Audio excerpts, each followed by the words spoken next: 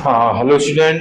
जैसे कि आप जानते हैं कि आंसर राइटिंग की क्लास मैंने स्टार्ट की है, जिसमें मैंने अभी एक यूनिट सोशियोलॉजी की करा दी है और अब मैं उद्यमिता एवं प्रबंध की जो है एक यूनिट कराऊंगा, है ना।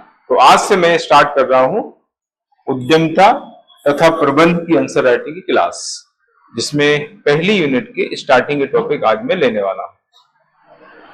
इसमें थोड़ा सा बता दूं कि उद्यमिता और प्रबंध से संबंधित पिछली बार जो क्वेश्चंस आए हैं वो बहुत ज्यादा घुमा के नहीं आए हैं, सीधे सीधे क्वेश्चन आए हैं।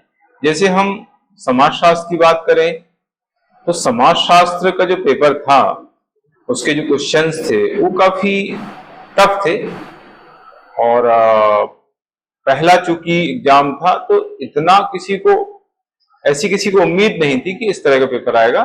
लेकिन पहले एग्जाम के हिसाब से समाजशास्त्र का पेपर टफ था, जबकि उद्यमिता प्रबंध का पेपर काफी इजी था। उसमें सीधे सीधे क्वेश्चंस आए थे, जो सिलेबस में हेडिंग थी उन्हीं हेडिंग से संबंधित क्वेश्चन बने हुए थे। तो जिस तरह से पिछली बार क्वेश्चंस आए हैं उसको ध्यान में रखते हुए मैं यहाँ पर आंसर राइटिंग की क्लास लेने वाला हूँ और उसी टाइप के क्वेश्चंस देने वाला हूँ जो आपके एग्जामिनेशन में आगे पूछे जाएंगे। तो यूनिट फर्स्ट है ये उद्यमिता प्रबंध की, और इसमें मैंने 3 टॉपिक लिए हुए हैं, उद्यमिता, उद्यमशीलता तथा नवाचार। ये 3 टॉपिक हैं इसमें। उद्यमिता उद्यमशीलता खैर एक ही बात है, तो मिला के कुल कहा जाएगा तो उद्यमिता और नवाचार ही टॉपिक कहलाएंगे, है ना। उद्यमशीलता उद्यमिता लगभग सेम ही है, लेकिन सिलेबस में एक्चुअली उद्यमिता उद्यमशीलता अलग अलग लिखा हुआ है ना। उद्यमिता की अवधारणा लिखा हुआ है, फिर उसका महत्व लिखा हुआ है, फिर उद्यमशीलता की विशेषताएं वगैरह लिखी हुई हैं और उसके सिद्धांत लिखे हुए हैं, नवाचार की विशेषताएं लिखी हुई हैं। तो इस तरीके से ये टॉपिक दिया हुआ है आपके सिलेबस में। तो इन टॉपिक से रिलेटेड हम जो है क्वेश्चंस यहाँ पर देखेंगे और उनको कैसे हमें लिखना है, उनका क्या सही आंसर होगा, उस पर हम बात करेंगे। तो पहला क्वेश्चन मैंने दिया हुआ है यहाँ पर 2 मार्कर, उद्यमिता का जनक किसे कहा जाता है तथा जिसको जनक कहा जाता है उसे ही क्यों जनक कहते हैं। तो इंपॉर्टेंट क्वेश्चन है ये आगामी एग्जाम के लिए। उद्यमिता का जनक किसे कहा जाता है और उसे ही जनक क्यों कहा जाता है। ये देखिए, उद्यमिता का जनक जो है जोसेफ शुम्पीटर को बोलते हैं, जोसेफ एलाइज शुम्पीटर, जो अमेरिका के अर्थशास्त्री हुए हैं ना, इनको जो है उद्यमिता का जनक कहा जाता है। तो ये तो हो गया एक, इसका जो पार्ट है उसका आंसर हो गया क्वेश्चन का। दूसरा इसमें पार्ट है कि उसको क्यों कहते हैं जनक। तो जोसेफ शुम्पीटर को जनक कहने के पीछे वजह यह है कि उन्होंने उद्यमिता संबंधी पहला सिद्धांत प्रतिपादित किया है ना। जोसेफ शुम्पीटर द्वारा उद्यमिता संबंधी पहला सिद्धांत प्रतिपादित किया गया और वो सिद्धांत है नवप्रवर्तन का सिद्धांत। उद्यमिता संबंधी नवप्रवर्तन का सिद्धांत जोसेफ शुम्पीटर ने प्रतिपादित किया, जो उद्यमिता का पहला सिद्धांत माना जाता है। इसीलिए शुम्पीटर को उद्यमिता का जनक कहा जाता है। उसकी रचना कभी पूछे the theory of economic development. Schumpeter की जो रचना है वो है the theory of economic development. Joseph Schumpeter जो थे वो ऑस्ट्रिया के पहले वित्त मंत्री माने जाते हैं ना। जोसेफ शुम्पीटर ऑस्ट्रिया के पहले वित्त मंत्री थे और उन्होंने उद्यमिता संबंधी पहला सिद्धांत दिया, इसलिए उनको जो है उद्यमिता का जनक कहा जाता है। अगर आपको क्वेश्चन पूछे कि उद्यमिता या इंटरप्रेन्योर शब्द का सबसे पहले उल्लेख किसने किया या प्रयोग किसने किया, तो जॉन बप्टिस्टे का नाम आता है। जॉन बप्टिस्टे ने जो है इंटरप्रेन्योर शब्द दिया है 1800 के आसपास। ये फ्रेंच इकोनॉमिस्ट थे, फ्रेंच विद्वान जॉन बप्टिस्टे। जॉन बप्टिस्टे ने सबसे पहले एंटरप्रेन्योर शब्द का उल्लेख किया है। तो कहीं कहीं जो है जॉन बप्टिस्टे को भी उद्यमता का जनक कहते हैं, फादर ऑफ एंटरप्रेन्योरशिप, लेकिन वो गलत है। फादर ऑफ एंटरप्रेन्योरशिप यानी उद्यमता के जो जनक कहे जाते हैं वो कहे जाते हैं जोसेफ एलाइस शुम्पीटर, जो ऑस्ट्रिया के रहने वाले थे। बाद में इन्होंने अमेरिका की नागरिकता ग्रहण कर ली थी और ऑस्ट्रिया के जो है ये पहले वित्त मंत्री माने जाते हैं। इनकी प्रसिद्ध पुस्तक है जो जिसका नाम है the theory of economic development. इन्होंने उद्यमता संबंधी पहला सिद्धांत प्रतिपादित किया जो है नव प्रवर्तन का सिद्धांत। तो यही सारी बातें यहाँ पर हमें लिखना है। मैंने तो खैर बहुत सारी बातें बता दी, यहां पर जो है आपको इतना नहीं लिखना है। अगर आपको पूछा है कि आधुनिक उद्यमिता तथा नवाचार के जनक किसको कहा जाता है, तो अमेरिका के एक विचारक हुए हैं स्टीव ब्लैक। स्टीव ब्लैक को जो है आधुनिक उद्यमिता और नवाचार का जनक कहा जाता है। भारत में उद्यमिता के जनक किसको कहते हैं, तो वीसी पटेल को कहा जाता है ना। भारत में उद्यमिता के जनक कौन कहे जाते हैं, तो ये कहे जाते हैं वीजी पटेल। भारत में उद्यमिता के जनक वीजी पटेल जो गुजरात के रहने वाले थे, इनकी 2019 में डेथ हो गई। तो तीन चीजें हो गई देखो, उद्यमिता के जनक ओवरऑल तो जोसेफ शुम्पीटर, आधुनिक उद्यमिता तथा नवाचार के जनक हैं स्टीव ब्लैक, भारतीय उद्यमिता के जनक हैं वीजी पटेल। तो इस तरीके से ये फैक्चुअल चीजें मैंने बताई हैं जो 2 मार्क्स में आपको पूछ सकते हैं। एंटरप्रेन्योर शब्द का सबसे पहले उल्लेख किसने किया, तो जॉन बप्टिस्टे। 1800 में उन्होंने जो है इस शब्द का, एंटरप्रेन्योर शब्द का प्रयोग किया है। तो ये सारी डिटेल जो है आपको पता होना चाहिए, क्योंकि यहां से 2 मार्क्स में क्वेश्चन बन सकता है। लेकिन यहां पर इतनी सारी चीजें आपको नहीं बताना है, यहां पर केवल आपको क्या बताना है, 2 चीजें। एक तो जनक कौन है उद्यमिता के, और दूसरा है उनको जनक क्यों कहा जाता है, उसके पीछे कारण क्या है। तो सबसे पहले लिखेंगे जनक, उनका नाम है जोसेफ एलाइस शुम्पीटर, है ना। ब्रैकेट में इनकी पुस्तक भी लिख देंगे हम यहां पर, पुस्तक the theory of economic development, economic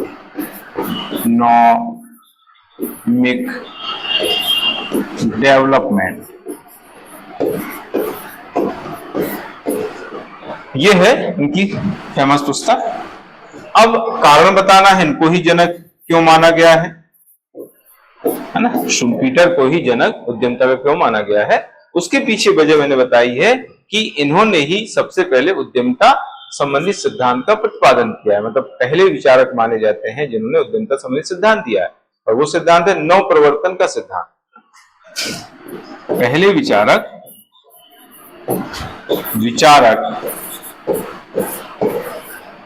जिन्होंने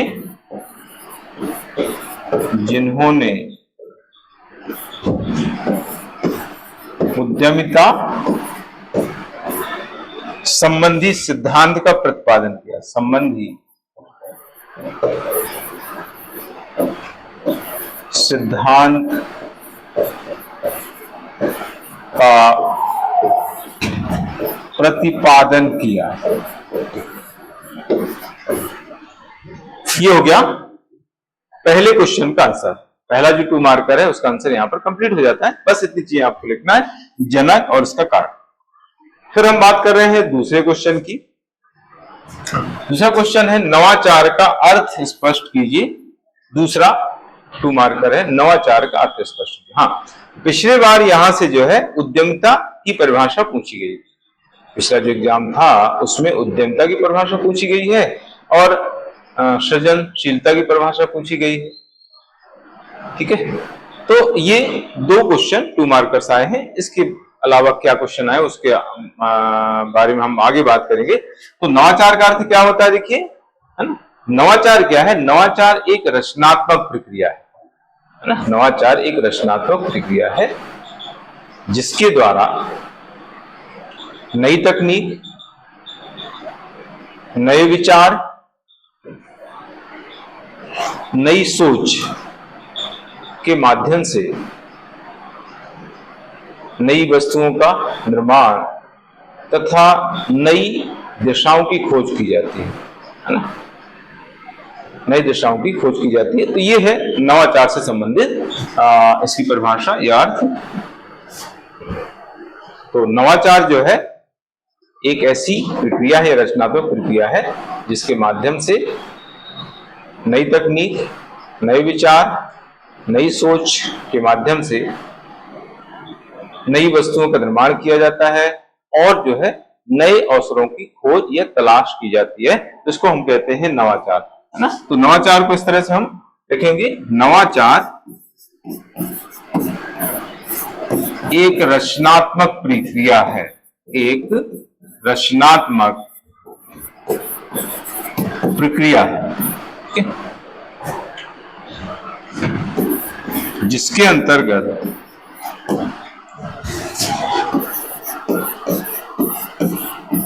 अंतर्गत नई तकनीक,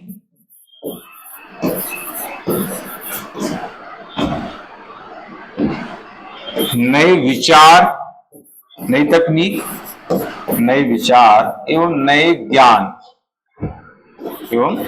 ज्ञान के माध्यम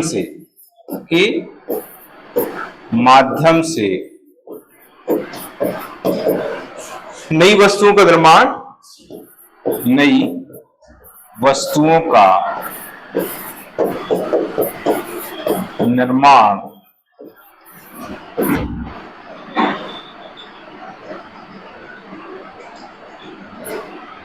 नई वस्तुओं के निर्माण तथा नए अवसरों की खोज की जाती है। नए अवसरों की खोज की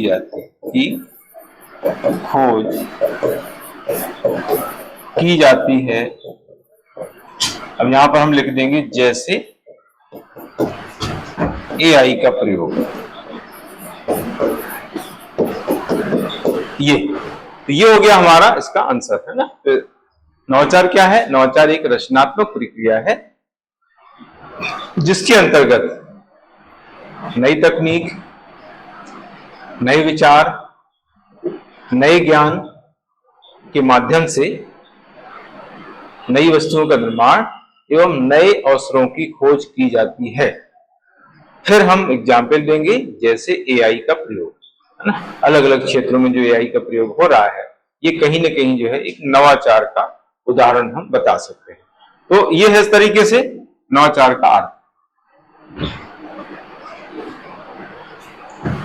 फिर है तीसरा 2 मार्कर 1.3। इसमें एक कोटेशन मैंने दिया है, उस कोटेशन का विचारक पूछा है। तो कोटेशन है, उद्यमिता 3 आधारभूत तत्वों का जोड़ है। उद्यमिता 3 आधारभूत तत्वों का जोड़ है। वो कौन से हैं? अन्वेषण, नवप्रवर्तन एवं अनुकूलन, है ना। ये कोटेशन है। यह कथन किस विद्वान का है? ये जो है इसका क्वेश्चन है। आपको विद्वान बताना है कि किस विद्वान का कथन है। तो इसके विद्वान का नाम सीधे आपको लिख देना, इसमें कुछ भी आपको अलग से लिखने की जरूरत नहीं है। H.W. जॉनसन, ये जो विचार है, ये जो कथन है, ये किसने दिया है? तो H.W. जॉनसन द्वारा दिया गया है। तो सीधे लिख देंगे उक्त कथन H.W. जॉनसन का है, बस, ठीक है। तो यहां पर लिख देंगे उक्त कथन H.W. जॉनसन का है। H.W. जॉनसन का कथन है, जॉनसन का है, बस, ठीक। बस इस तरीके से आपको इसको लिखना है। तो ये 2 मार्कर कंप्लीट हो जाते हैं हमारे। इसके बाद हम बात करते हैं 7 मार्कर। 7 मार्कर्स यहां पर 2 जो है मैं दे रहा हूं।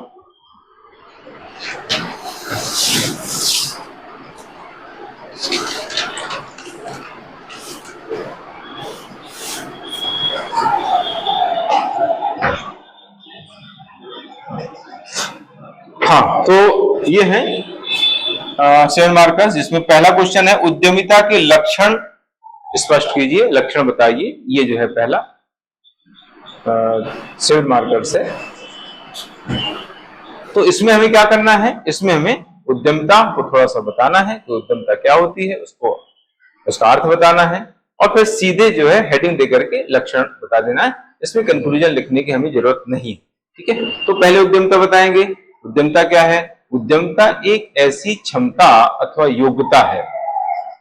उद्यमिता एक ऐसी क्षमता अथवा योग्यता है जिसके द्वारा एक व्यक्ति विभिन्न जोखिमों को वहन करते हुए, जिसके द्वारा एक व्यक्ति विभिन्न जोखिमों को वहन करते हुए नए उद्यम को प्रारंभ करने, साहसिक निर्णय लेने एवं नवाचार करने में सक्षम होता है या नवाचार करता है।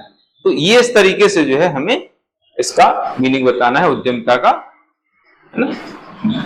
बहुत ज्यादा विस्तार से हम नहीं लिख पाएंगे, 2 लाइन में हमें जो है इसका मीनिंग लिखना पड़ेगा, है ना। जैसे मैंने पहले बताया है कई बार कि 7 मार्कर्स में जो है बच्चे क्या करते हैं, सीधे जो है आंसर लिखना स्टार्ट कर देते हैं, लेकिन हमें ऐसा नहीं करना है। हमें 2 लाइन का इंट्रोडक्शन लिखना है। इंट्रोडक्शन यहां पर क्या होगा, इंट्रोडक्शन जो है वो होगा इसका अर्थ, उद्यमिता का अर्थ ही इंट्रोडक्शन होगा। तो 2 लाइन में अर्थ आपको लिख देना है। फिर इसके लक्षण के पॉइंट लिखना है, वो पॉइंट बहुत छोटे होने चाहिए, और 6 से 7 पॉइंट तो आपको एटलीस्ट लिखना ही है। ठीक है, तो उद्यमिता कैसे लिखेंगे, उद्यमिता का अर्थ कैसे बताएंगे। उद्यमिता एक ऐसी योग्यता अथवा क्षमता है जिसके द्वारा एक व्यक्ति विभिन्न जोखिमों को वहन करते हुए नए उद्यम को प्रारंभ करने, साहसिक निर्णय लेने एवं नवाचार करने में सक्षम होता है। ये नवाचार करता है। तो इस तरीके से जो है इसका मीनिंग हम बताएंगे। ठीक है, तो इसको हम यहां पर ऐसे लिख देंगे शॉर्ट में, उद्यमिता ऐसी योग्यता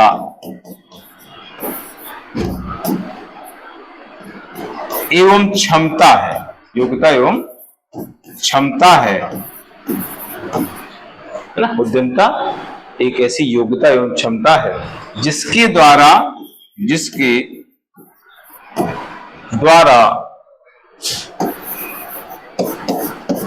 एक व्यक्ति विभिन्न जोखिमों को वहन करते हुए, विभिन्न जोखिमों को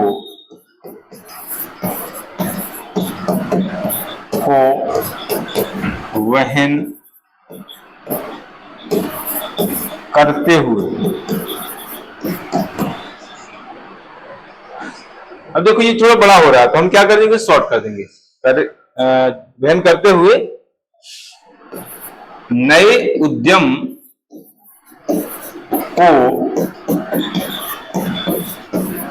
प्रारंभ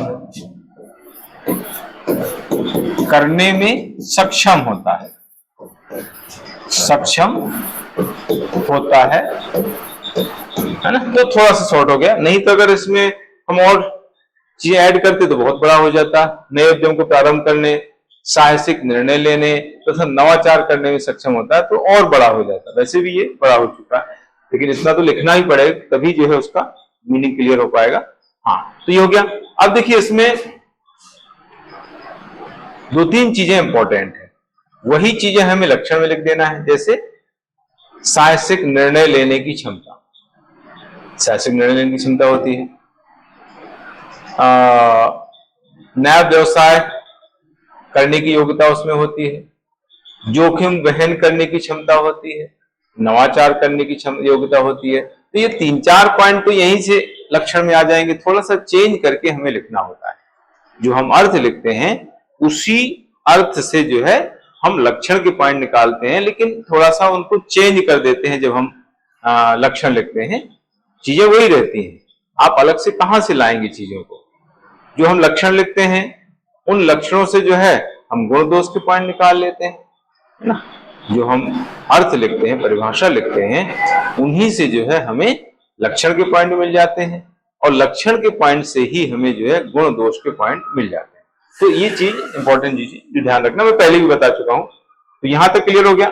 अब इसके हमें बताना है लक्षण, ठीक है। लक्षण में पहला जो लक्षण है वो है जोखिम वहन करने की क्षमता। सबसे महत्वपूर्ण बात उद्यमिता में यही होती है। एक जो उद्यमी होता है वो, उसमें जो है ये सबसे बड़ा गुण होना चाहिए, जोखिम वहन, रिस्क लेने की क्षमता। अगर व्यक्ति जो है रिस्क लेने से डर रहा है तो कुछ कर ही नहीं पाएगा, कुछ नई चीज नहीं कर पाएगा, कुछ स्टार्ट नहीं कर पाएगा, है ना। तो एक उद्यमी जो होता है, एक उद्यमी व्यक्ति जो होता है, उसमें सबसे बड़ा जो गुण होता है वो है जोखिम वहन करने की क्षमता, है ना। उसमें जो है जोखिम वहन करने की क्षमता है तो ही जो है कुछ नया कर पाएगा, कुछ नया स्टार्ट कर पाएगा, नई तकनीक यूज कर पाएगा ना। तो पहला आता है जोखिम वहन करने की क्षमता।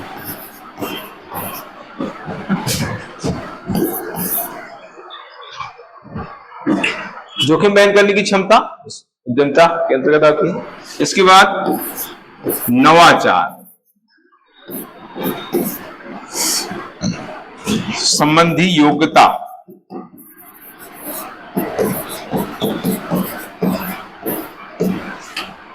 देखो तीन चीजें हैं, उद्यमिता, नवाचार और सृजनशीलता।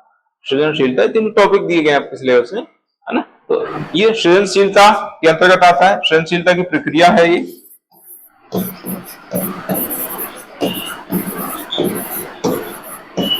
सृजनशीलता की प्रक्रिया है, कुछ क्रिएटिव करने की जो हमारे अंदर इच्छा होती है ना। हमारे अंदर, हमारे मन में जो है कुछ नया करने की इच्छा है, उसको हम कह देते हैं सृजनशीलता, सृजनात्मकता, है ना। हमारे अंदर जो भी कुछ अलग करने की क्षमता होती है, अलग करने की जो इच्छा होती है ना, उसको हम सृजनशीलता बोलते हैं। तो सृजनशीलता की प्रक्रिया है।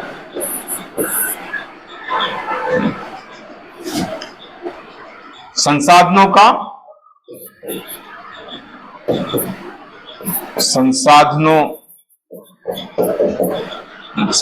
का उचित संयोजन तथा उपयोग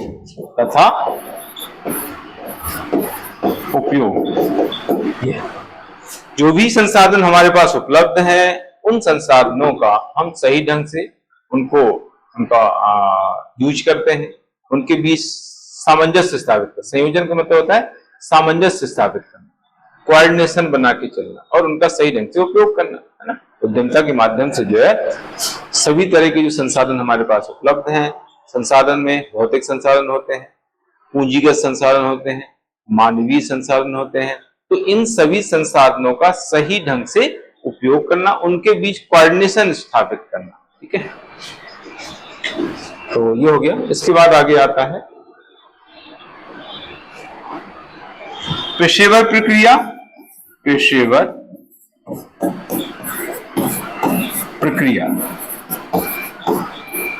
उद्यमिता एक पेशेवर प्रक्रिया है, मतलब व्यवसायिक प्रक्रिया है, मतलब एक व्यवसाय बन चुका है। जैसे सीए है, वकील जो होते हैं, है ना, डॉक्टर जो होते हैं, इंजीनियर होते हैं, ये जो है पेशेवर व्यक्ति होते हैं, व्यवसायिक व्यक्ति होते हैं। तो उसी प्रकार से उद्यमिता भी जो है एक व्यवसाय बन चुका है ना। उद्यमी जो होते हैं वो एक व्यवसायी होते हैं। इसके बाद आता है परिणामोन्मुखी प्रक्रिया।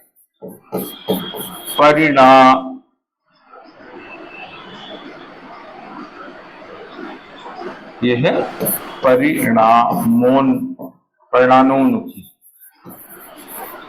परिणामोन्मुखी प्रक्रिया। इसका मतलब ये होता है कि जो भी हम स्टार्ट करते हैं, तो एक उद्यमी जो भी स्टार्ट करता है वो एक परिणाम को ध्यान में रखकर करता है।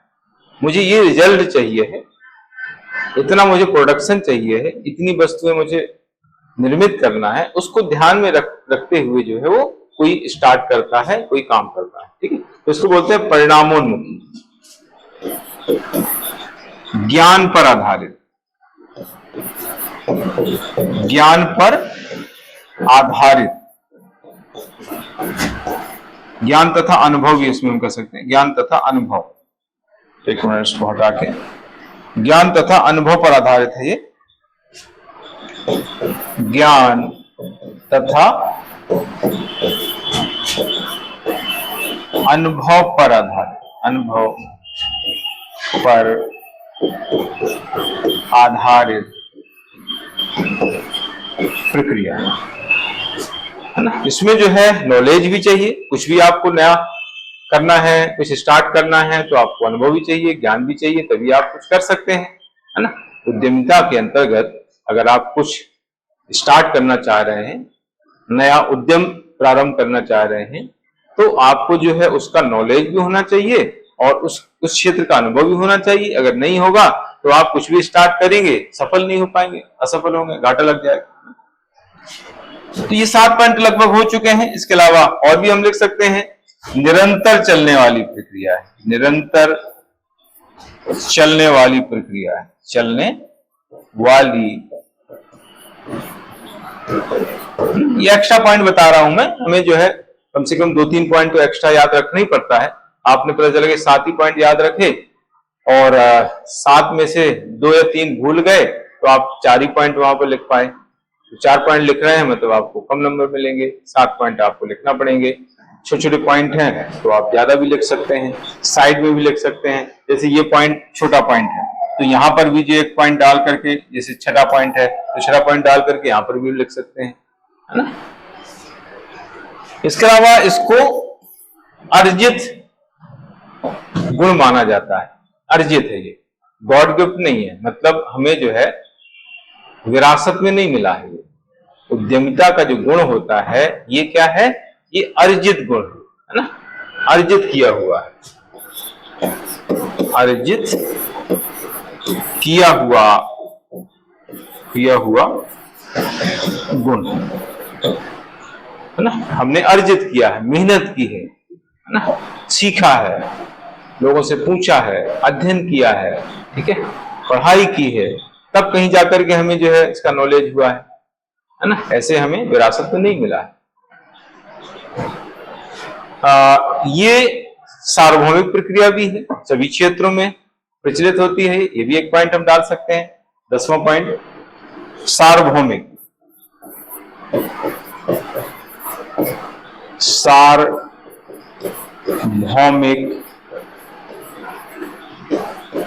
बहुत सारे पॉइंट है, मैंने उस तरह से बता दी। कभी लक्षण ही आपको लॉन्ग क्वेश्चन में आ जाए तो ये 10 पॉइंट आपको काम आ जाएंगे ना। सार्वभौमिक प्रक्रिया मतलब हर क्षेत्र में इसकी जरूरत होती है। उद्यमिता का जो गुण है हर क्षेत्र में काम आता है, चाहे वो सामाजिक क्षेत्र हो, आर्थिक क्षेत्र मेन है इसमें, बाकी सामाजिक है, राजनीतिक है, धार्मिक है, सांस्कृतिक है, बाकी सभी क्षेत्रों में जो है इसकी उपयोगिता रहती है। तो उद्यमिता के लक्षण का पॉइंट इस तरह से पूरा हो जाता है। कंक्लूजन आपको लिखने की जरूरत नहीं है। अब इसमें आता है नवाचार का महत्व स्पष्ट कीजिए। दूसरा 7 मार्कर है नवाचार का महत्व। इसको कैसे लिखेंगे? इसको जो है लिखने के लिए हमें इसमें भी जो है पहला जो पैरा रहेगा उसमें इसका अर्थ बता देना नवाचार का, और फिर इसके महत्व के पॉइंट्स लिख देना है, 7-8 पॉइंट जो भी आप लिख सकते हैं। नवाचार क्या है? एक परिवर्तन है। इसको हम जो है यहाँ पर थोड़ा सा शॉर्ट में लिखेंगे। पहले मैंने जो नवाचार का अर्थ बताया है वो थोड़ा बड़ा है, वो मैंने 2 मार्कर्स के हिसाब से बताया है। अब चूंकि हमें जो है 7 मार्कर में नवाचार का महत्व लिखना है तो यहां पर जो है नवाचार को शॉर्ट में हम डिफाइन कर देंगे, है ना। तो नवाचार क्या है? परिवर्तन है।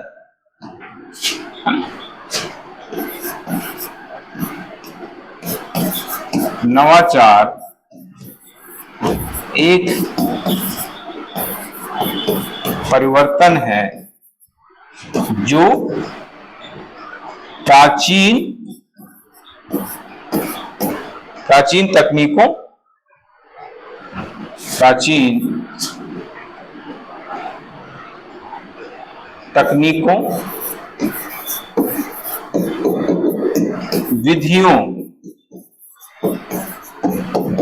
तकनीकों विधियों तथा उपकरणों में नवीनता का संचार करता है ना। तो ये हो गया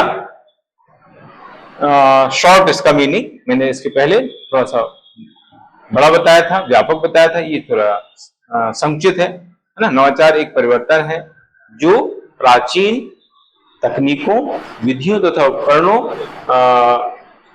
में नवीनता का संचार करता है। तो ये हो गया इसका मीनिंग। इसके बाद फिर इसके महत्व के पॉइंट हम बताएंगे। महत्व हम हेडिंग लिख देंगे और सीधे जो है पॉइंट डाल करके हमें स्टार्ट कर देना। इसमें प्रभावी कार्य निष्पादन संभव होता है नवाचार के माध्यम से। जो है नवाचार में तो नई चीजों को लाना है ना, नई चीजों का उपयोग करना। तो नई चीजों का जब उपयोग किया जाता है तो उससे क्या होता है, उससे जो है कार्य निष्पादन अच्छा होता है ना? मतलब परफॉर्म हमारा सुधर जाता है ना। परफॉर्म अच्छा होता है तो जो कॉस्ट है वस्तु के निर्माण की वो कम हो जाती है, यानी लागत में कमी आ जाती है। जब हम नवीनतम तकनीकों का, नवीन पद्धतियों का, नवीन उपकरणों का प्रयोग करते हैं किसी वस्तु के उत्पादन में, निर्माण में, विनिर्माण में, तो उससे क्या फायदा होता है, उससे हमारी जो लागत है वो कम हो जाती है। लागत भी कम हो जाती है, हमारा समय भी बच जाता है और हमारा श्रम भी कम हो जाता है। तो तीनों चीजें हम इसमें लिख सकते हैं, है ना। लागत, श्रम तथा समय की बचत होती है। इसके अलावा वस्तुएं और जो सेवाएं हैं उनकी किस्म में सुधार हो जाता है, निर्णय निर्माण प्रक्रिया में सुधार हो जाता है, हम सही ढंग से निर्णय लेने में सक्षम हो जाते हैं, तकनीकी विकास होता है, उद्यमिता का विकास होता है ना, और आर्थिक विकास में वृद्धि होती है, यानी आर्थिक विकास आगे बढ़ता रहता है और हमारी जो जीवन है उसकी गुणवत्ता में वृद्धि हो जाती है, जीवन की गुणवत्ता में वृद्धि हो जाती है। तो इस तरीके से जो है इसके पॉइंट बहुत सारे आप लिख सकते हैं। तो पहला मैंने बताया है प्रभावी कार्य निष्पादन। प्रभावी कार्य निष्पादन, प्रभावी कार्य निष्पादन मतलब परफॉर्म में सुधार, ऐसा हम कह सकते हैं। जो हमारा जो परफॉर्म है वो सुधर जाता है, उसमें इंप्रूवमेंट आ जाता है। दूसरा हम लिख सकते हैं कार्य करने की दक्षता,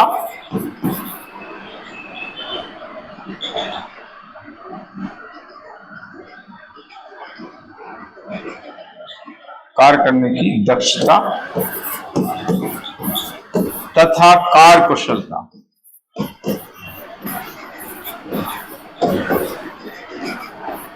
कार्य कुशलता में सुधार,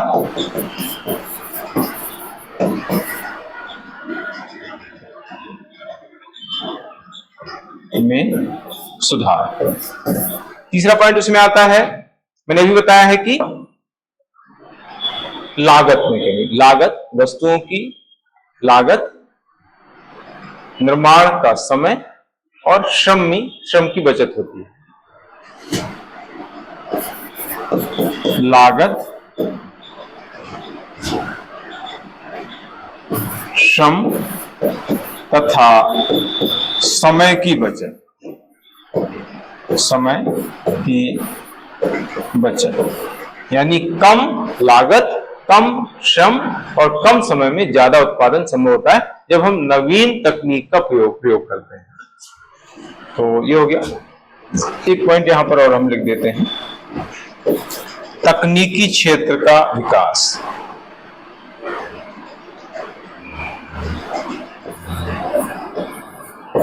तकनीकी विकास या तकनीकी क्षेत्र का विकास एक ही बात है ना। वस्तु सेवाओं की किस्म में सुधार। अगला पॉइंट आता है वस्तुओं एवं सेवाओं की किस्म में सुधार। किस्म में सुधार, ठीक है। निर्माण प्रक्रिया में सुधार। निर्माण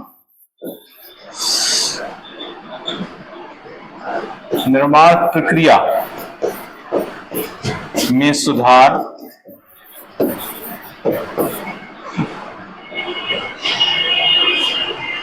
उद्यमिता विकास। उद्यमिता विकास,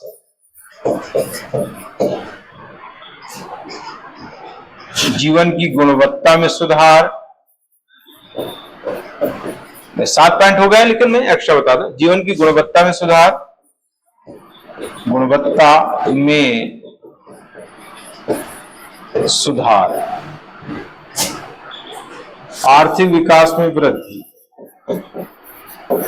आर्थिक विकास में वृद्धि। तो इस तरीके से ये महत्व के पॉइंट मैंने बता दिए 8-9, लेकिन आपको 6 से 7 ही पॉइंट लिखना है। हाँ, उसमें अगर स्पेस बचता है तो जरूर आप उसमें लिख सकते हैं, उसमें कोई गलत नहीं है, लेकिन 6 से 7 पॉइंट ही उसमें आ पाते हैं। अब है नवाचार के प्रसार सिद्धांत को समझाइए, ये क्वेश्चन। नवाचार संबंधी सिद्धांत जो है सिलेबस में दिए गए। एक्चुअली जो सिलेबस है उसमें जब हिंदी में हम पढ़ते हैं तो ऐसा लगता है कि उद्यमिता संबंधी सिद्धांत, लेकिन जब इंग्लिश में पढ़ते हैं तो वो सिद्धांत जो है वो नवाचार के संबंध में। तो मैंने जो बुकलेट निकाली थी तो उसमें दोनों के सिद्धांत लिख दिए, उद्यमिता के भी सिद्धांत लिख दिए थे और नवाचार के भी सिद्धांत लिख दिए थे। लेकिन सिलेबस के अकॉर्डिंग हम देखते हैं तो वो सिद्धांत नवाचार के हैं जो सिलेबस में लिखा हुआ है, ठीक है। तो नवाचार का प्रसार सिद्धांत जो है ये काफी इंपॉर्टेंट है। लाभ का नवप्रवर्तन सिद्धांत ये शुम्पीटर द्वारा दिया गया है, और प्रसार सिद्धांत जो है ये जो दिया है ये काफी इंपॉर्टेंट है, तो इसके बारे में हम बात करने वाले हैं। नवाचार का जो प्रसार सिद्धांत है, देखिए बहुत सारे जो विद्वान हैं उन्होंने नवाचार की अवधारणाओं को स्पष्ट करने के लिए अलग अलग सिद्धांत दिए हैं। इनमें नवाचार का जो प्रसार सिद्धांत है वो एवरेट रोजर्स द्वारा दिया गया है। ये सिद्धांत किसने दिया है? एवरेट रोजर्स ने इसको दिया है। और इस सिद्धांत में जो है प्रसार की दरों के बारे में बताया गया है कि कोई भी नवाचार है उसका कैसे प्रसार होता है लोगों के बीच, कैसे वो फैलता है, उसके क्या आधार हैं, लोग उसको क्यों पसंद करते हैं, ना। नई चीज को लोग ज्यादातर पसंद करते हैं, तो क्यों पसंद करते हैं, उसके पीछे क्या रीजन होता है, क्या उसकी मेंटेलिटी होती है लोगों की जो है उसको पसंद करने की। तो ये सारी चीजें जो है प्रसार सिद्धांत के अंतर्गत बताई गई, ठीक है। तो हम पहले बताएंगे कि नवाचार की अवधारणा को स्पष्ट करने के लिए विभिन्न विद्वानों द्वारा दिए गए सिद्धांतों में प्रसार सिद्धांत सबसे महत्वपूर्ण है। इसके प्रतिपादक एवरेट रोजर्स हैं। एवरेट रोजर्स ने ये सिद्धांत दिया है और उनकी पुस्तक भी लिख देंगे, डिफ्यूजन एंड इनोवेशन करके उनकी पुस्तक है जिसमें उन्होंने प्रसार सिद्धांत का उल्लेख किया, ठीक है। तो पहले हम इसका इंट्रोडक्शन लिखेंगे। नवाचार की अवधारणा को स्पष्ट करने के लिए विभिन्न विद्वानों द्वारा विभिन्न विद्वानों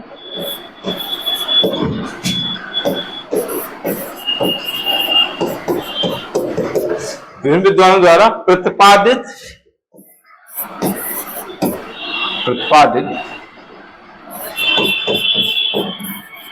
सिद्धांतों में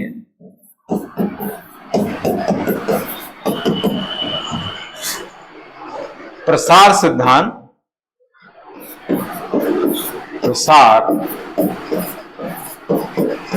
सिद्धांत एक महत्वपूर्ण सिद्धांत है, एक महत्वपूर्ण सिद्धांत। ठीक है, ये हो गया पहला पैरा। अब इसके प्रतिपादक, इसकी अवधारणा क्या है, इसमें क्या कहा गया है, ये सारी चीजें हमें इसमें बताना है। प्रतिपादक,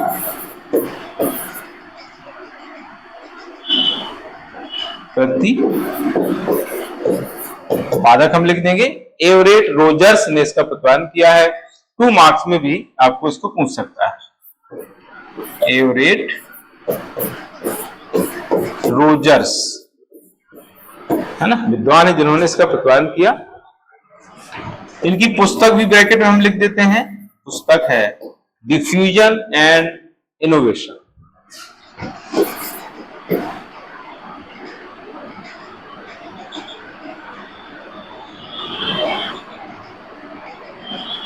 डिफ्यूजन,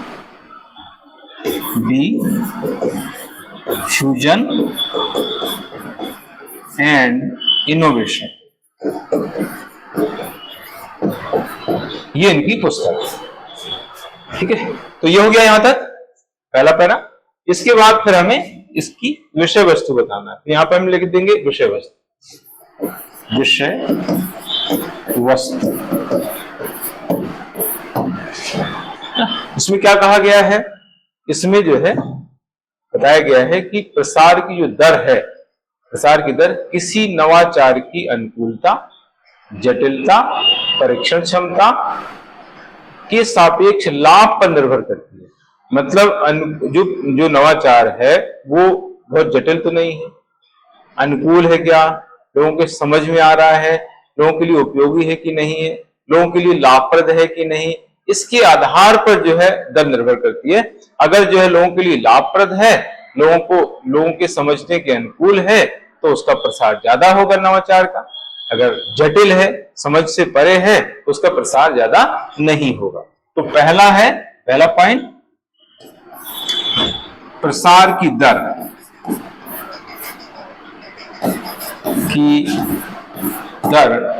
किसी नवाचार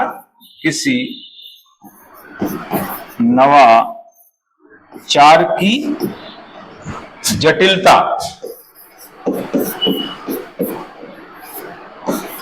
जटिलता, अनुकूलता,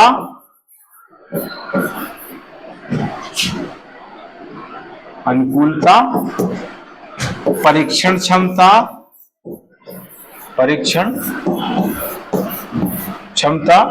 तथा अवलोकन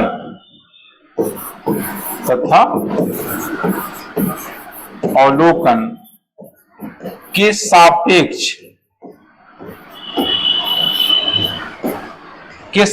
लाभ पर निर्भर करती है, के सापेक्ष लाभ पर निर्भर करती है ना। यानी नवीन जो नवाचार है वो अनुकूल है, हमारे अनुकूल है, हमारे लिए लाभप्रद है, तो प्रसार की दर ज्यादा होगी। अगर लाभप्रद नहीं है, जटिल है, हमारे समझ से परे है, तो प्रसार नहीं होगा, यानी लोग जो है ज्यादा उसको पसंद नहीं करेंगे, लोग ज्यादा नहीं अपनाएंगे। तो ये है पहला पॉइंट विषय वस्तु का। इसके बाद इसमें दूसरा पॉइंट आपको बताना है। यह सिद्धांत बताता है कि इसमें बताया जाता है कि जो भी नवाचार है उसको लोग कैसा अनुभव कर रहे हैं उसके संबंध में, और इसके प्रसार को कैसे तेज किया जाए, लोगों के बीच कैसे इसको फैलाया जाए, ये भी बताता है, इस तरीका बताता है ना। तो उसमें यह है, यह अवधारणा यह बताती है कि यह अवधारणा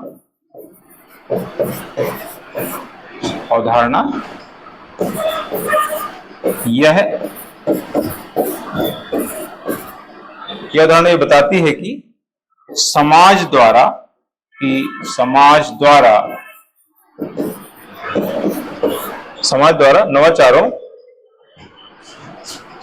नवाचारों को कैसे अनुभव किया जाता है, नवाचारों को कैसे अनुभव किया जाता है, कैसे अनुभव किया जाता है, तथा इसका प्रसार कैसे तेज किया जा सकता है, तथा इसका प्रसार कैसे तेज किया जा सकता है, कैसे तेज किया जा सकता है,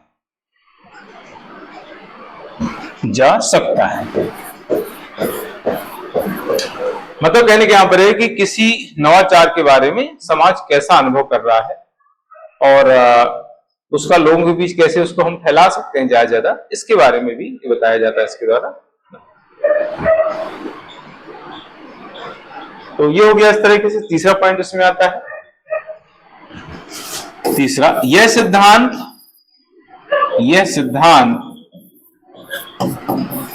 उस तरीके की व्याख्या करता है, उस तरीके की व्याख्या करता है जिस पर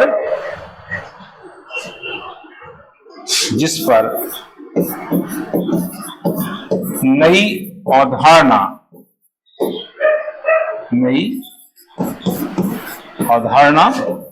अथवा नए उत्पाद को लोगों के बीच प्रसारित किया जाता है, उत्पाद को लोगों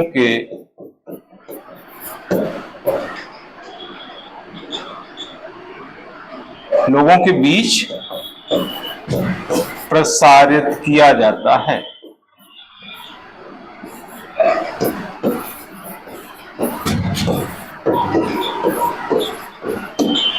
यह है इसकी विषय वस्तु। अब इस सिद्धांत के 4 घटक भी हैं, तो यहां पर हम लिख देंगे प्रसार सिद्धांत के घटक, यहां पर नीचे प्रसार सिद्धांत के घटक।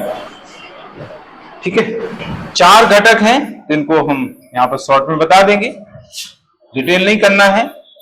यही अगर आपको लॉन्ग में आ जाता है तो फिर डिटेल कर देंगे उसका। बाकी 3 जो विषय वस्तु के पॉइंट हैं वही इसमें मेन लिखना है। ये अगर आपके पास स्पेस बचता है तो घटक लिखेंगे, अन्यथा लिखने की जरूरत फिर नहीं रहेगी। स्पेस के हिसाब से आपको लिखना है। पहला है नवाचार, उसमें देखा जाता है कि नवाचार क्या है, फिर उस नवाचार को अपनाने वाले लोग यानी यूजर्स, फिर जोखिम उठाने वाले यूजर्स का समूह, जोखिम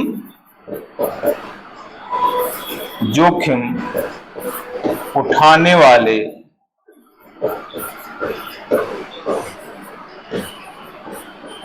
यूजर्स का समूह, और लास्ट आता है नवाचार को स्वीकार करने की प्रक्रिया। नवाचार को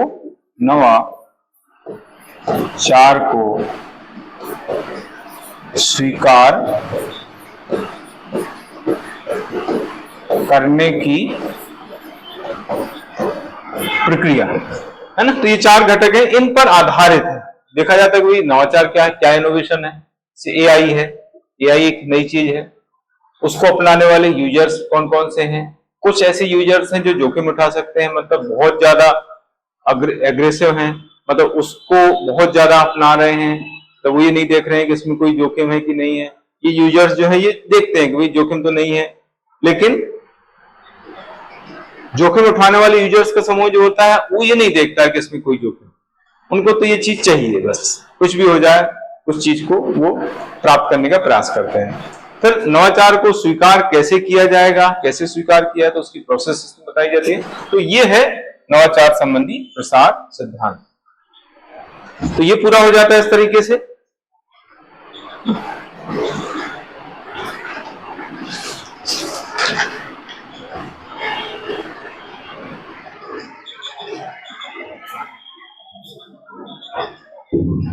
हाँ, इसके बाद हम आगे एक 10 मार्कर्स के बारे में पढ़ने वाले हैं। उद्यमिता की अवधारणा को समझाइए तथा आर्थिक विकास में उद्यमिता के महत्व को स्पष्ट कीजिए। इसमें दो चीजें मैंने पूछी है, उद्यमिता की अवधारणा यानी उसकी अर्थ परिभाषा हमें बताना है और फिर जो है उसका महत्व बताना है ना। तो इसका चूंकि लॉन्ग क्वेश्चन हमें लिखना है तो इसका हमें फॉर्मेट यहाँ पर बनाना पड़ेगा, जैसे मैंने पहले भी बताया आप लोगों को इस तरह से हमें जो है लिखना होता है लॉन्ग क्वेश्चन। उसका फॉर्मेट यहाँ पर हम बता देंगे, इसकी प्रस्तावना हो गई, इसका अर्थ हमें लिखना है और फिर इसका महत्व बताना है और फिर हो जाएगा इसका कंक्लूजन यानी निष्कर्ष। इतनी चीजें जो है हमें इसके अंतर्गत बतानी है ना। तो ये हो गया इसका फॉर्मेट। अब इसका पहले पहला जो रहेगा उसमें इंट्रोडक्शन लिखना है।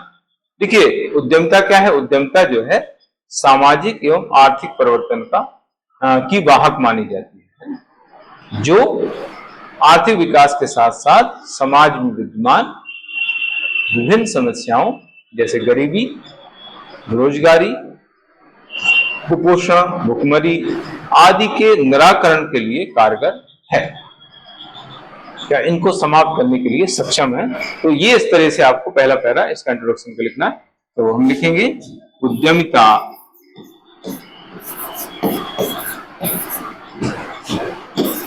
देश में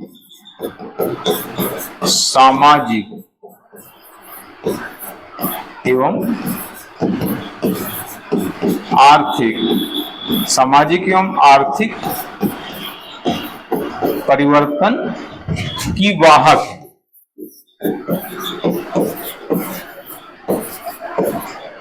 उद्यमिता देश में सामाजिक एवं आर्थिक परिवर्तन की वाहक है, जो आर्थिक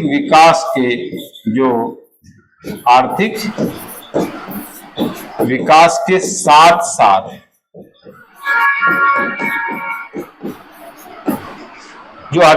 साथ साथ विभिन्न समस्याओं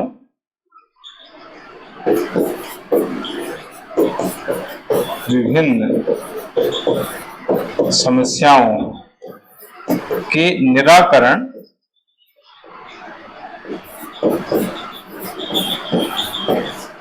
के लिए कारगर है, निराकरण करने में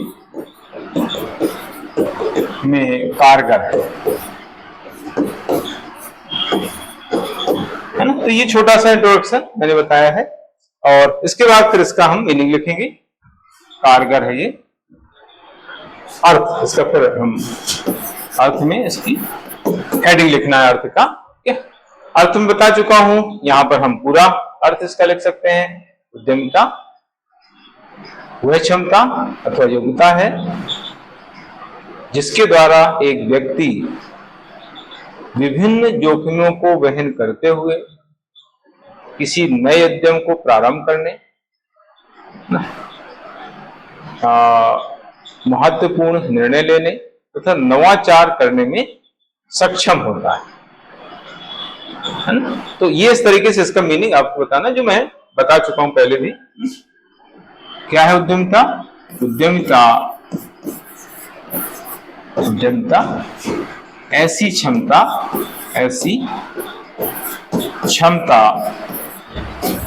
अथवा योग्यता है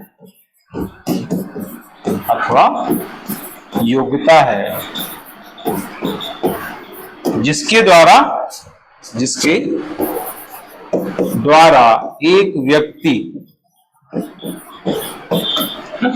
एक व्यक्ति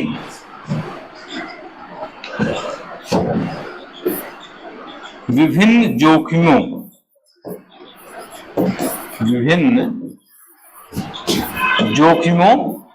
को वहन करते हुए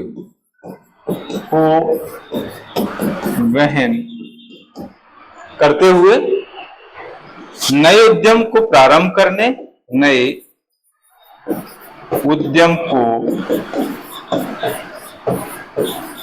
प्रारंभ करने साहसिक निर्णय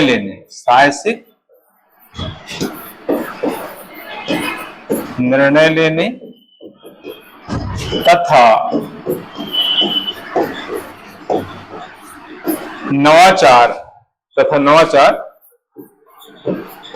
करने में सक्षम होता है। ये इसका अर्थ है। यहां पे कोई डेफिनेशन भी हम दे सकते हैं। ये तो हमने अर्थ लिख दिया, किसी विचारक की परिभाषा भी लिख सकते हैं। जैसे मैंने अभी H.W. जॉनसन की डेफिनेशन बताई थी, उनका कोटेशन, तो यहाँ पर उसका उल्लेख कर सकते हैं। शुम्पीटर का भी उल्लेख कर सकते हैं, शुम्पीटर वाला कोटेशन भी महत्वपूर्ण है, उसका भी उल्लेख कर सकते हैं, नव प्रवर्तन संबंधी है। ठीक है, तो ये इस तरीके से ये हो गया उद्यमता का अर्थ। उद्यमता ऐसी क्षमता अथवा योग्यता है जिसके द्वारा एक व्यक्ति विभिन्न जोखिमों को वहन करते हुए नए उद्यम को प्रारंभ करने, साहसिक निर्णय लेने तथा नवाचार करने में सक्षम होता है। मैंने इसके पहले जो परिभाषा लिखी थी वो छोटी लिखी थी, और ये जो है बड़ी परिभाषा है, क्योंकि यहाँ पर वो क्लियर पूछ रहा है उद्यमता की अवधारणा को समझाइए, इसलिए मैंने जो है यहाँ पर व्यापक इसका अर्थ बताया है। और यहाँ पर एक विचारक की परिभाषा भी आपको लिखना है, ध्यान रखें। ठीक है, तो ये हो गया। इसके बाद फिर आता है इसके महत्व के पॉइंट। महत्व की हेडिंग दे करके हमें जो है इसको डिस्क्राइब करना है। मैंने पहले भी कई बार बताया है कि 8 से 10 हेडिंग जो है आपको देना है, और उन हेडिंग्स को बहुत ही संक्षेप में आपको डिस्क्राइब करना है। ज्यादा अगर विस्तार करेंगे तो आप हेडिंग कम लिख पाएंगे। 8 से 10 हेडिंग तो आपको लिखना ही लिखना है। मतलब 10 हेडिंग अगर आप लिख पा रहे हैं तो बड़ी अच्छी बात है। अगर पूरी डिस्क्राइब की हुई 10 हेडिंग नहीं लिख पा रहे हैं तो 8 है हेडिंग आप जो लिख करके उनको डिस्क्राइब कर दो, और बाकी फिर जो है बिना डिस्क्राइब के लिख के आ जाओ। 2-3 और हेडिंग लिख करके आ जाओ, उनको डिस्क्राइब अगर नहीं कर पा रहे हैं आप, स्पेस की प्रॉब्लम आ रही है ना, तो 8 ही अगर आप डिस्क्राइब कर पा रहे हैं, 2-3 केवल हेडिंग लिखकर आ रहे हैं बिना डिस्क्रिप्शन के, तो आपके लिए बहुत अच्छा रहेगा, इसमें मार्किंग अच्छी हो जाएगी, है ना। तो महत्व की पॉइंट इसमें पहला है व्यवसाय को या उद्यम या व्यवसाय को लाभप्रद बनाना, है ना। पहला इसमें आता है किसी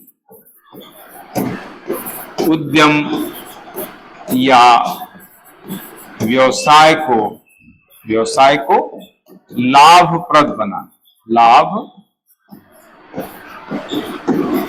बनाना, ये जो है इसका पहला महत्व का पॉइंट है। यानी जो उद्यमिता होती है या जो उद्यमशील व्यक्ति होता है वो इस तरीके से अपना व्यवसाय प्रारंभ करता है, इस तरह से व्यवसाय का संचालन करता है जिससे जो उसमें फायदा हो। ये एक बहुत बड़ा गुण होता है उद्यमी व्यक्ति का, उद्यमशील व्यक्ति का, कि वो जो है ऐसा व्यवसाय प्रारंभ करेगा जिसकी डिमांड होगी और उसको फिर इस तरीके से चलाएगा जिससे उसको कोई घाटा नहीं होगा, लगातार उसको नुकसान फायदा होगा। ये है, कोई जब उद्यम स्थापित किया जाता है उससे क्या होता है, रोजगार के अवसरों में वृद्धि होती है ना। जिसमें अगला पॉइंट क्या आएगा, रोजगार के अवसरों में वृद्धि।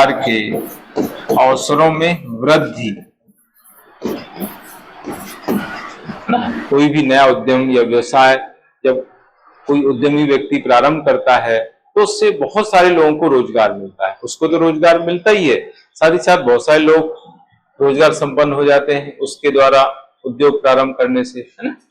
तो ये है संसाधनों का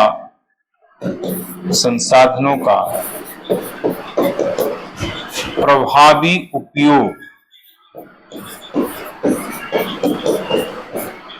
जो भी संसाधन उपलब्ध हैं उनका बहुत अच्छे तरीके से जो है उपयोग उद्यमिता के माध्यम से किया जाता है ना। किसी तरह का कोई दुरुपयोग ना हो, इस तरह से प्रयास किए जाते हैं। पूंजी तथा श्रम का उचित प्रयोग, पूंजी तथा श्रम का उचित प्रयोग,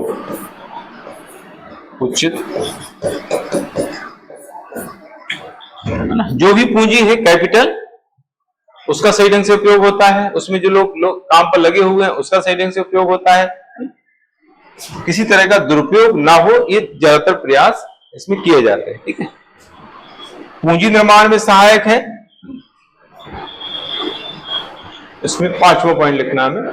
5वां पॉइंट है पूंजी निर्माण में सहायक। पूंजी निर्माण में सहायक।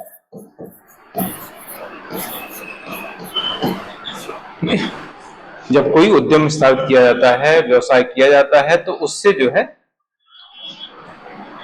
अर्निंग होती है ना, और उससे अर्निंग होती है, और उस अर्निंग को, उस धन को जब इन्वेस्ट किया जाता है तो इससे वो पूंजी बन जाती है ना। तो पूंजी जो है इससे निर्माण होती है, और उसका फिर अन्य जगह उपयोग भी हम कर सकते हैं।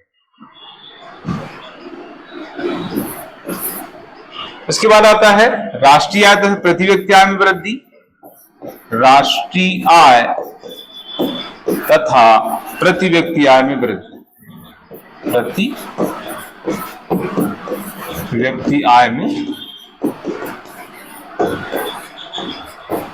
ये बाकी हम इकोनॉमिक्स में पढ़ेंगे। पूंजी क्या होती है, धन क्या होता है, पूंजी धन में क्या अंतर है, राष्ट्रीय आय प्रति व्यक्ति आय क्या होता है, ये हम वहां पर पढ़ेंगे इकोनॉमिक्स के तो उसमें सब्जेक्ट में। तो पूंजी का निर्माण होता है तो उससे राष्ट्रीय आय प्रति व्यक्ति आय में भी वृद्धि होती जाती है, और इससे फिर क्या हो रहा है, इससे जो है देश का आर्थिक विकास, देश की आर्थिक समृद्धि,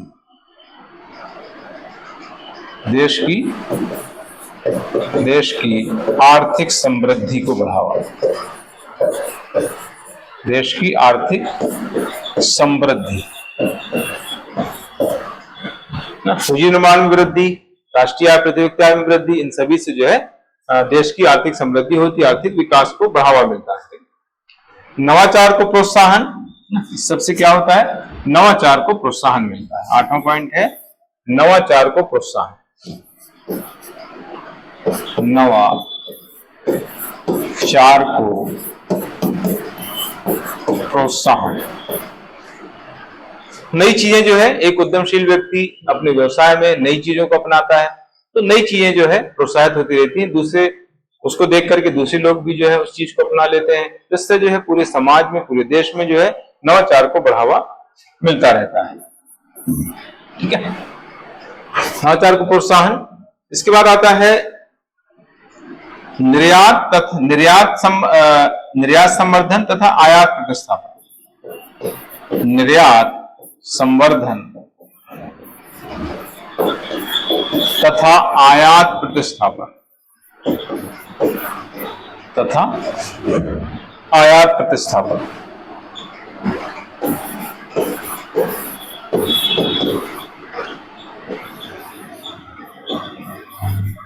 आयात प्रतिस्थापन। ये भी इकोनॉमिक्स के टॉपिक हैं। उत्पादन ज्यादा होता है, वस्तुओं सेवाओं का निर्माण होता है, उत्पादन होता है, तो इससे जो है निर्यात को बढ़ावा मिलता है। निर्यात को बढ़ावा मिलेगा, यहां पर वस्तुएं ज्यादा उत्पादित होंगी तो आयात प्रतिस्थापन होगा, यानी जिन वस्तुओं पर हम आयात पर निर्भर थे, अब वो वस्तुएं हम खुद यहाँ पर बनाने लगे हैं। अब वो सेवाएं जो है हम खुद प्रदान करने लगे हैं, हमें जो है बाहर से उनको बुलाने की जरूरत नहीं है। इसको कहते हैं आयात प्रतिस्थापन। ठीक है, तो जब कोई व्यक्ति, उद्यमी कोई उद्योग स्थापित करता है, कोई बिजनेस प्रारंभ करता है या कोई सर्विस प्रारंभ करता है, तो इससे जो है एक तो निर्यात को बढ़ावा मिलता है, साथ ही साथ जो है हम जो है आयात पर हमारी जो निर्भरता है कम हो जाती है, हम जो है उसको प्रतिस्थापित कर देते हैं।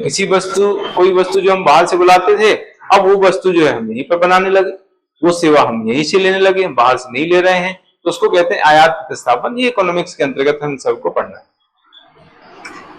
फिर आता है उद्यमी प्रवृत्ति का विकास। अब देखो 10 पॉइंट ये हो गए हैं लगभग, लेकिन मैं थोड़ा सा एक्स्ट्रा बता रहा हूं। उद्यमी प्रवृत्ति का विकास, उद्यमशील जो प्रवृत्ति है, उद्यमशील प्रवृत्ति का मतलब क्या होता है कि ज्यादा से ज्यादा उद्योगों की स्थापना करने की सोच, है ना, हम कुछ ना कुछ नए करने की सोच, कुछ नया प्रारंभ करने की सोच, स्टार्टअप करने की सोच, नया बिजनेस स्टार्ट करने की। एक बिजनेस हमने स्टार्ट किया, अब उसी के आधार पर दूसरा हम स्टार्ट करने की सोच रहे हैं, इसको बोलते हैं उद्यमी प्रवृत्ति। है ना। तो जब व्यक्ति जो है एक उद्यम में सफल हो जाता है तो उसके अंदर जो है ये प्रवृत्ति विकसित हो जाती है कि भाई हम और भी कुछ कर सकते हैं, है ना, दूसरा बिजनेस भी स्टार्ट कर सकते हैं, दूसरा स्टार्टअप कर सकते हैं। तो यही है उद्यमी प्रवृत्ति का विकास। सामाजिक परिवर्तनों का साधन, कौन सा पॉइंट है? 10 पॉइंट हो गए, 11वां पॉइंट है ये। सामाजिक परिवर्तनों का साधन ना। उद्यमिता के माध्यम से समाज में परिवर्तन लाए जाते हैं, क्योंकि उद्यमी जो है नई नई चीजें स्टार्ट करते हैं, कुछ नई सेवाएं लाते हैं मार्केट में, जिससे समाज में बहुत सारी चेंज होते हैं, बहुत सारे परिवर्तन दिखाई देते हैं। विभिन्न समस्याओं का समाधान,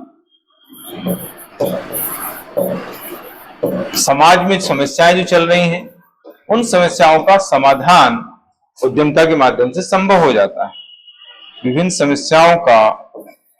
समस्याओं का समाधान,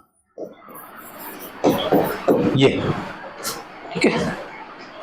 लास्ट एक पॉइंट और हम लिख सकते हैं, आत्मनिर्भर समाज की स्थापना। आत्मनिर्भर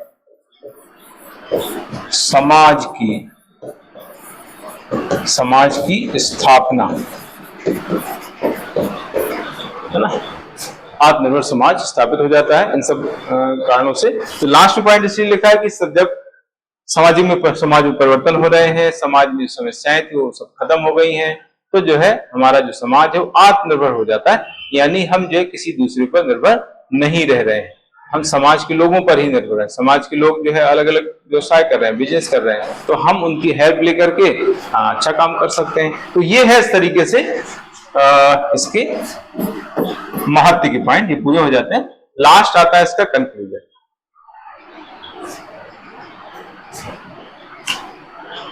कंक्लूजन क्या है? देखिए, जो उद्यमिता है देश के समग्र विकास के लिए उत्प्रेरक का काम कर रही है। उद्यमिता जो है हमारे देश के सर्वांगीण विकास या समग्र विकास या समावेशी विकास के लिए उत्प्रेरक का काम कर रही है। इसलिए आज ये जरूरत है कि एक व्यक्ति जो है उद्यमी के पास काम मांगने जो जाता है तो उसको वहां नहीं जाना चाहिए। आज व्यक्ति को जो है उद्यमी के पास काम मांगने नहीं जाना चाहिए, बल्कि जो है खुद उद्यमी बनकर के जो है दूसरों को काम देना चाहिए। तो ये जो है हम एक मैसेज के रूप में निष्कर्ष लिख सकते हैं, है ना। तो क्या है उद्यमिता?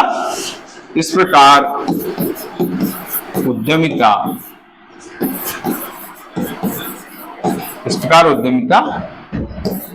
देश के समग्र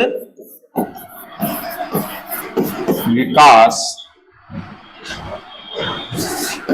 के उत्प्रेरक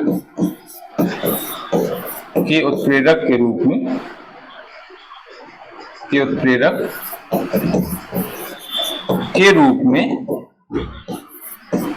कार्य करती है। अतः आज आवश्यकता इस बात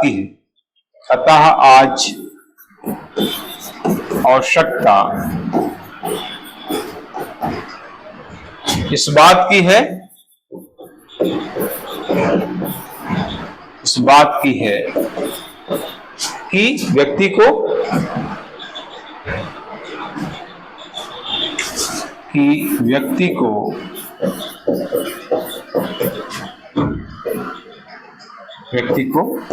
किसी उद्यमी के पास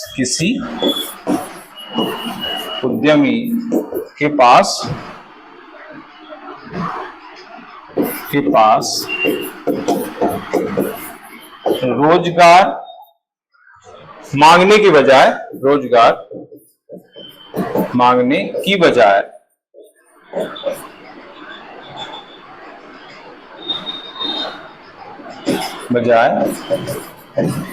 स्वयं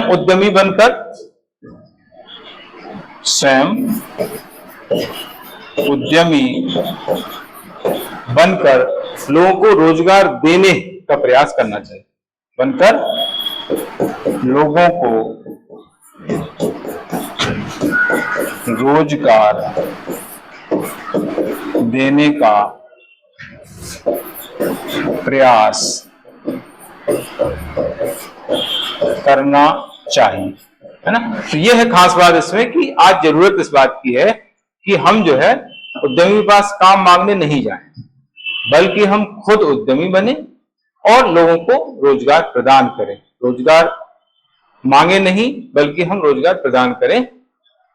विकसित जो देश है, जैसे हमारे यहाँ क्या होता है, हमारे यहाँ माता पिता बोलते हैं कि बेटा बड़े होकर के नौकरी करो ना।